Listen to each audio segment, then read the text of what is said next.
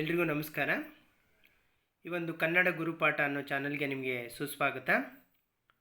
ಈಗಾಗಲೇ ನಾವು ಕನ್ನಡ ಸಂಧಿಗಳ ಬಗ್ಗೆ ಸಂಪೂರ್ಣವಾಗಿ ಒಂದು ವಿಡಿಯೋ ಮಾಡಿ ನಿಮಗೆ ನಮ್ಮ ಚಾನಲಲ್ಲಿ ಅಪ್ಲೋಡ್ ಮಾಡಿದ್ವಿ. ಕೇವಲ ಕನ್ನಡ ಸಂಧಿಗಳು ಮತ್ತು ಸಂಧಿ ಅಂದರೆ ಏನು ಅನ್ನೋದನ್ನು ಸಂಪೂರ್ಣವಾಗಿ ವಿವರಿಸಿದ್ವಿ. ಇದುವರೆಗೂ ಆ ವಿಡಿಯೋನ ಯಾರು ನೋಡಿಲ್ವೋ ನಮ್ಮ ಚಾನಲ್ಗೆ ನೀವು ಸಬ್ಸ್ಕ್ರೈಬ್ ಆಗಿಬಿಟ್ಟು ಆ ವಿಡಿಯೋನ ಕೂಡ ನೋಡ್ಬೋದು. ಇಂದು ನಾವು ಅದರ ಮುಂದುವರಿದ ಭಾಗವಾದಂಥ ಸಂಸ್ಕೃತ ಸಂಧಿಗಳ ಬಗ್ಗೆ ತಿಳ್ಕೊಳ್ತಾ ಇದ್ದೀವಿ. ಇನ್ನು ಸಂಸ್ಕೃತ ಸಂಧಿಗಳು ಅಂದರೆ ಏನು, ಮತ್ತು ಸಂಸ್ಕೃತ ಸಂಧಿಗಳಲ್ಲಿ ಎಷ್ಟು ವಿಧಗಳಿದ್ದಾವೆ ಮತ್ತು ಕೆಲವೊಂದು ಸಂಸ್ಕೃತ ಸಂಧಿಗಳನ್ನು ನಾವಿವತ್ತು ನೋಡ್ತಾ ಇದ್ದೀವಿ. ಇನ್ನು ಸಂಸ್ಕೃತ ಸಂಧಿಗಳ ವಿಧಗಳು ಯಾವ್ಯಾವುದು ಅಂದರೆ, ಒಂದನೇದು ಸಂಸ್ಕೃತ ಸ್ವರ ಸಂಧಿಗಳು, ಎರಡನೇದು ಸಂಸ್ಕೃತ ವ್ಯಂಜನ ಸಂಧಿಗಳು. ಹಾಗಾದರೆ ನಾವು ಇವತ್ತು ಸಂಸ್ಕೃತ ಸ್ವರ ಸಂಧಿಗಳಲ್ಲಿ ಬರುವಂಥ 4 ಸಂಧಿಗಳನ್ನು ಸವಿವರವಾಗಿ ತಿಳಿದುಕೊಳ್ಳುವಂತಹ ಪ್ರಯತ್ನ ಮಾಡುವ. ಮೊದಲನೇದು ಬಂದು ಸವರ್ಣ ದೀರ್ಘ ಸಂಧಿ, ಎರಡನೇದು ಗುಣಸಂಧಿ, ಮೂರನೇದು ವೃದ್ಧಿ ಸಂಧಿ ಮತ್ತು ಎಣ್ ಸಂಧಿ.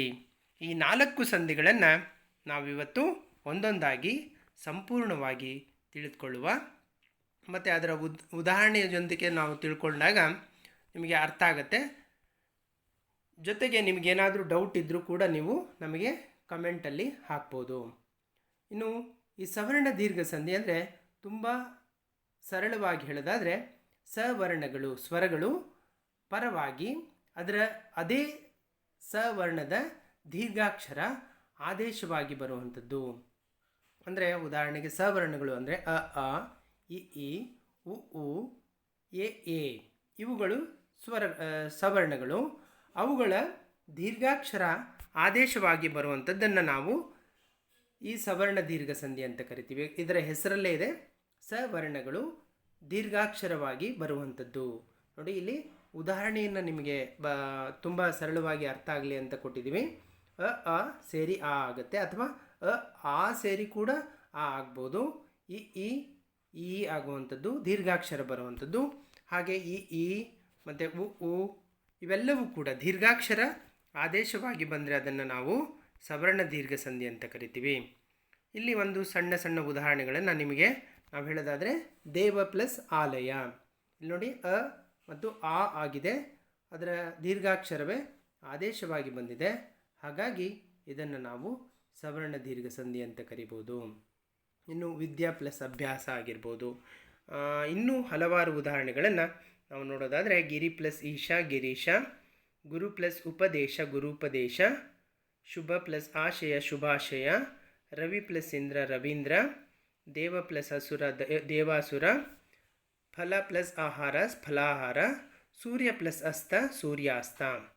ಸೊ ಇವಿಷ್ಟು ಸವರ್ಣ ದೀರ್ಘ ಸಂಧಿಗೆ ಉದಾಹರಣೆಗಳು. ಅಂದರೆ ಇದರ ಒಟ್ಟಾರೆ ಸಾರಾಂಶ ಹೇಳೋದಾದರೆ, ಸವರ್ಣಗಳು ಪರವಾಗಬೇಕು, ಅದರ ದೀರ್ಘಾಕ್ಷರ ಆದೇಶವಾಗಿ ಬರಬೇಕು. ಇನ್ನು ಎರಡನೇದು ಗುಣಸಂಧಿ. ನೋಡಿ, ಇದನ್ನು ವಿವರವಾಗಿ ನಾವು ಹೇಳಿದಾಗ ಸ್ವಲ್ಪ ನಿಮಗೆ ಗೊಂದಲ ಉಂಟಾಗ್ಬೋದು. ಆದರೆ ಸರಳವಾಗಿ ನಾವು ಹೇಳೋದಾದರೆ, ಇದು ಮಕ್ಕಳಿಗೆ ಬೇಗ ನೆನ್ಪಿಟ್ಕೊಳ್ಬೇಕು ಅಂದರೆ, ಏಕಾರ, ಓಕಾರ ಮತ್ತು ಅರ್ಕಾರ ನೆನ್ಪಿಟ್ಟಿರಬೇಕು. ಇವು ಮೂರುಗಳು ಆದೇಶವಾಗಿ ಬಂದರೆ, ಹೊಸದಾಗಿ ಬಂದರೆ ಇವುಗಳನ್ನು ನೀವು ಸಾಮಾನ್ಯವಾಗಿ ನೀವು ಗುಣಸಂಧಿ ಅಂತ ಗುರುತಿಸ್ಬೋದು. ಅಲ್ಲಿ ಯಾವ್ಯಾವ ಅಕ್ಷರಗಳು ಯಾವ್ಯಾವುದು ಪರವಾದ್ರೆ ಬಂದಾಗ ಬರುತ್ತೆ ಅನ್ನೋದನ್ನು ನಾವಿಲ್ಲಿ ವಿವರಣೆಯಲ್ಲಿ ಕೊಟ್ಟಿದ್ದೀನಿ. ಅಥವಾ ನಿಮಗೆ ಅದರ ವಿವರಣೆಯನ್ನು ಕೂಡ ಒಂದು ಸತಿ ಓದ್ಬಿಡ್ತೀನಿ. ಆ ಕಾರಗಳ ಮುಂದೆ ಈ ಕಾರ ಪರವಾದರೆ ಅವೆರಡರ ಸ್ಥಾನದಲ್ಲಿ ಏಕಾರ ಬರುತ್ತೆ. ಆ ಕಾರಗಳ ಮುಂದೆ ಉ ಕಾರ ಪರವಾದರೆ ಅದು ಎರಡರ ಸ್ಥಾನದಲ್ಲಿ ಓಕಾರ ಬರುತ್ತೆ. ಅಥವಾ ರೂಕಾರ ಪರವಾದರೆ ಅರ್ಕಾರ ಬರುತ್ತೆ ಅಂತ ಗುಣಸಂಧಿಯಲ್ಲಿ. ಅವುಗಳನ್ನು ನಾನು ಕೆಳಗೆ ನಿಮಗೆ ಪಾಯಿಂಟ್ ಮಾಡಿ ತೋರಿಸಿದ್ದೀನಿ ನೋಡಿ. ಆ ಕಾರಗಳಿಗೆ ಈ ಕಾರ ಪರವಾದಾಗ ಈ ಕಾರ ಬರುತ್ತೆ. ಆ ಕಾರಗಳಿಗೆ ಉ ಕಾರ ಪರವಾದಾಗ ಓಕಾರ ಬರುತ್ತೆ. ಮತ್ತು ಆ ಕಾರಗಳಿಗೆ ರೂಕಾರ ಪರವಾದರೆ ಅದು ಅರ್ಕಾರ ಬರುತ್ತೆ. ಸೊ ಹಾಗಾದರೆ ನಾವೀಗ ಉದಾಹರಣೆಗಳನ್ನು ನೋಡುವ, ಆವಾಗ ನಿಮಗೆ ಸ್ವಲ್ಪ ಅರ್ಥ ಆಗುತ್ತೆ. ನೋಡಿ, ಇಲ್ಲಿ ದೇವ ಪ್ಲಸ್ ಇಂದ್ರ ದೇವೇಂದ್ರ, ಅಕಾರಕ್ಕೆ ಈಕಾರ ಪರವಾಗಿ ಏಕಾರ ಬಂದಿರುವಂಥದ್ದು. ಸಪ್ತ ಪ್ಲಸ್ ಋಷಿ ಸಪ್ತರ್ಷಿ. ನೋಡಿ, ಋಕಾರ ಪರವಾಗಿ ಅರ್ಕಾರ ಬಂದಿರುವಂಥದ್ದು. ಸುರ ಪ್ಲಸ್ ಇಂದ್ರ ಸುರೇಂದ್ರ. ಇಲ್ಲಿ ಈಕಾರ ಬಂದು ಏಕಾರ ಬಂದಿರುವಂಥದ್ದು. ಇಲ್ಲಿ ಜನ ಪ್ಲಸ್ ಉಪಕಾರ, ಅಕಾರಕ್ಕೆ ಉಕಾರ ಪರವಾಗಿ ಓಕಾರ ಆಗಿದೆ, ಜನೋಪಕಾರ. ಹಾಗೆ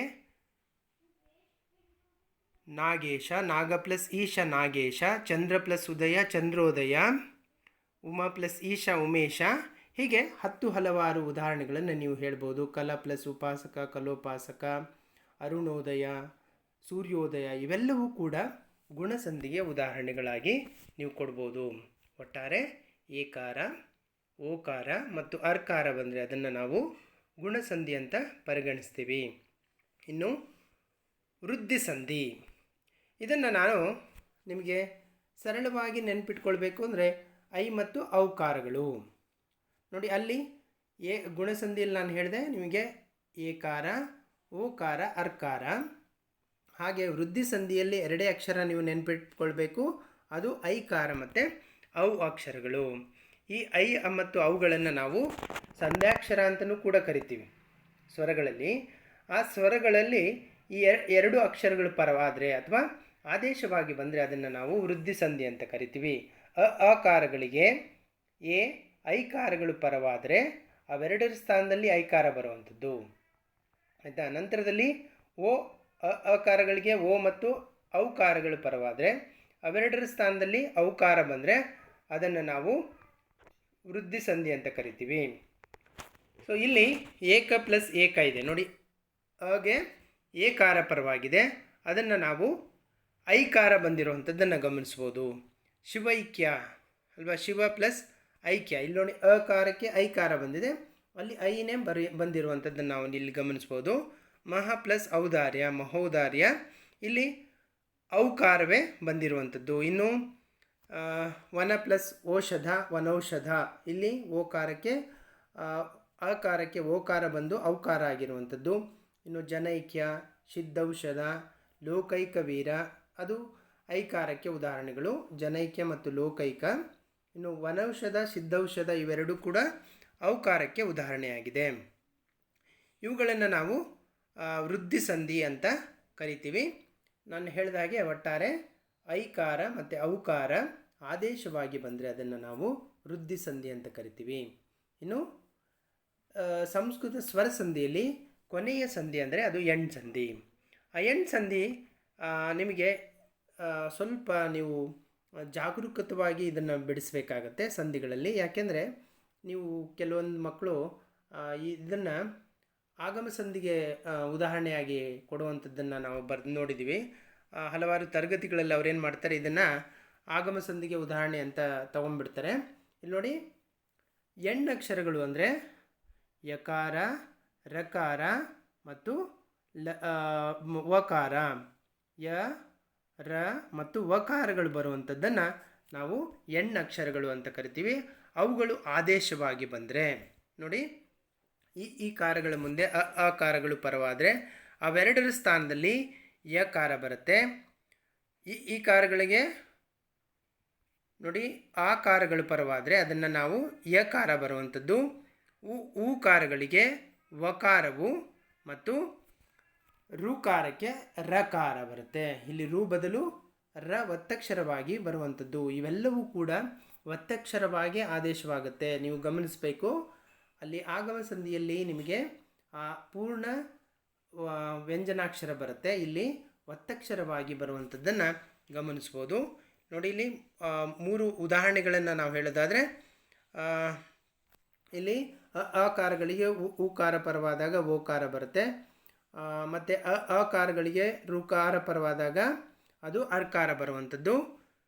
ಇನ್ನು ನಾವು ಉದಾಹರಣೆಗಳನ್ನು ನೋಡೋದಾದರೆ, ಪ್ರತಿ ಪ್ಲಸ್ ಉತ್ತರ, ಇಲ್ಲಿ ಈ ಕಾರಕ್ಕೆ ಉಕಾರ ಬಂದಿದೆ, ಪ್ರತ್ಯುತ್ತರ ಯಕಾರ ಒತ್ತಕ್ಷರವಾಗಿ ಬಂದಿದೆ, ಹೌದಲ್ವಾ. ಸೊ ಹಾಗೆ ಇನ್ನು ನಾವು ಮನ ಪ್ಲಸ್ ಮನು ಪ್ಲಸ್ ಅಂತರ ಮನ್ವಂತರ, ಇಲ್ಲಿ ನೋಡಿ ವಕಾರ ಬಂದಿದೆ, ಆದರೆ ಒತ್ತಕ್ಷರವಾಗಿ ಬಂದಿರುವಂಥದ್ದನ್ನು ನೀವು ಗಮನಿಸ್ಬೋದು. ಜಾತಿ ಪ್ಲಸ್ ಅತೀತ, ಇಲ್ಲಿ ಮತ್ತು ಯಕಾರ ಒತ್ತಕ್ಷರವಾಗಿ ಬಂದಿದೆ. ಮಾತೃ ಪ್ಲಸ್ ಅಂಶ ಮಾತ್ರಾಂಶ. ನೋಡಿ ಇಲ್ಲಿ ಋಕಾರಕ್ಕೆ ರಕಾರ ಒತ್ತಕ್ಷರವಾಗಿ ಬಂದಿರುವಂಥದ್ದನ್ನು ನೀವಿಲ್ಲಿ ಗಮನಿಸ್ಬೋದು. ಇನ್ನು ಅತಿ ಪ್ಲಸ್ ಅವಸರ ಅತ್ಯವಸರ, ಮನ ಪ್ಲಸ್ ಆದಿ ಮನ್ವಾದಿ, ಅತಿ ಪ್ಲಸ್ ಆಶೆ ಅತ್ಯಾಶೆ, ಇನ್ನು ಗತಿ ಪ್ಲಸ್ ಅಂತರ ಗತ್ಯಂತರ. ಹೀಗೆ ಯಕಾರ ರಕಾರ ಮತ್ತು ವಕಾರ ಒತ್ತಕ್ಷರವಾಗಿ ಬರುವಂಥದ್ದನ್ನು ನಾವು ಎಣ್ ಸಂಧಿ ಅಂತ ಕರಿತೀವಿ. ಎಣ್ಣಂದರೆ ಯ ರ ಮತ್ತು ವ ಅಕ್ಷರಗಳು. ಈ 3 ಅಕ್ಷರಗಳಿಗೆ ನಾವು ಎಣ್ಣಂತ ಕರಿತೀವಿ. ಒಟ್ಟಾರೆ ಈ 3 ಅಕ್ಷರಗಳು ಒತ್ತಕ್ಷರವಾಗಿ ಬಂದರೆ ಅದನ್ನು ನಾವು ಎಣ್ ಸಂಧಿ ಅಂತ ಕರಿತೀವಿ. ಸೊ ಇಂದು ನಾವು ಸಂಸ್ಕೃತ ಸ್ವರ ಸಂಧಿಯ ಬಗ್ಗೆ ಸಂಪೂರ್ಣವಾಗಿ ತಿಳ್ಕೊಂಡಿದ್ದೀವಿ. ಇನ್ನು ಸಂಸ್ಕೃತ ವ್ಯಂಜನ ಸಂಧಿಯ ಬಗ್ಗೆ ಮುಂದಿನ ವಿಡಿಯೋದಲ್ಲಿ ತಿಳಿದುಕೊಳ್ಳುವ. ಎಲ್ರಿಗೂ ಕೂಡ ಈ ವಿಡಿಯೋ ನೋಡಿದ್ದಕ್ಕೆ ಧನ್ಯವಾದ. ಮತ್ತು ನಮ್ಮ ಚಾನಲಲ್ಲಿ ನೀವು ಸಬ್ಸ್ಕ್ರೈಬ್ ಆಗಿಬಿಟ್ಟು ನೀವು ಆ ಬೆಲ್ ಐಕಾನ್ ಒತ್ತಿದರೆ ನಿಮಗೆ ನಾವು ಮುಂದೆ ಹಾಕುವಂಥ ಎಲ್ಲ ವಿಡಿಯೋಗಳು ಕೂಡ ಬರ್ತಾ ಇರುತ್ತೆ. ಎಲ್ರಿಗೂ ಕೂಡ ಅನಂತ ಧನ್ಯವಾದಗಳು.